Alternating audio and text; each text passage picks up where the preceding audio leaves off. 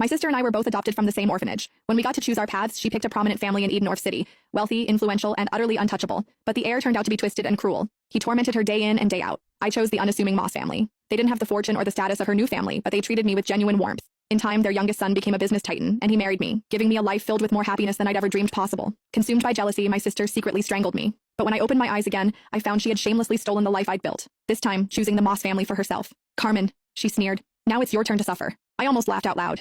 Did she think the Moss heir was some simple jackpot? I opened my eyes on the very day my sister Hazel and I were to be chosen for adoption. I'm very obedient and I can do all the housework. Please pick me, Hazel simpered, putting on a show of perfect innocence as she clutched the hand of Brad Moss, the Moss family's youngest son. So, she was a reborn too. Girl, said a refined woman, her voice cool with confusion. I thought you said you liked our family. She was Alexander Moreland's mother. The Morelands were the first family of Edenorf's elite, though the heir himself, Alexander, was nowhere to be seen. I changed my mind, Hazel retorted, shrinking behind Brad as if he were a human shield. Is that a crime? Mrs. Moreland's face tightened. Such a fickle child is unworthy of the Moreland name. Then her gaze softened as she turned to me. You seem like a good girl. Come with me. We have a son at home you'll like. I simply nodded and took her outstretched hand. A triumphant gleam flashed in Hazel's eyes as if she just won a great victory, but she had no idea. While everyone feared Alexander's eccentricities, I was far more terrified of Brad, a guy as cold and venomous as a snake. In my last life, I had spent years desperately trying to escape his grasp. This time she had unknowingly done me the biggest favor imaginable. As Mrs. Moreland stepped outside to get the car, Hazel sidled up to me, her eyes full of contempt. Enjoy your new life, Carmen, she whispered. This time, you're the one who will suffer. I didn't even bother to reply.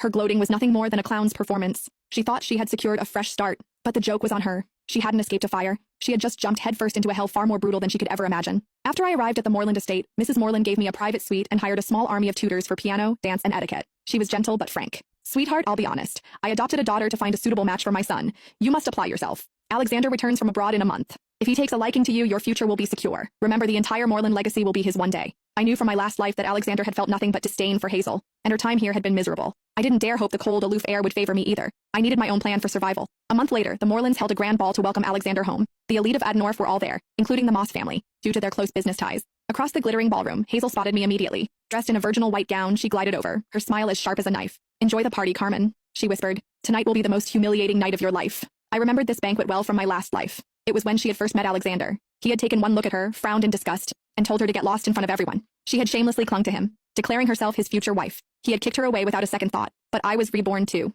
I knew how her story ended, and I had already charted a different course. Hazel was waiting for me to suffer the same humiliation she did. She was in for a surprise. But she was about to be disappointed. Just before Alexander was to make his grand entrance, I intercepted him in a private study. It was our first meeting. He stood a full head taller than me, his strikingly handsome face cold and unapproachable. Tisk. So he really wasn't easy to approach. I handed him a document. I know you've acquired a new project but are unsure how to proceed. This is my proposal. I guarantee it will be profitable. I may have grown up in an orphanage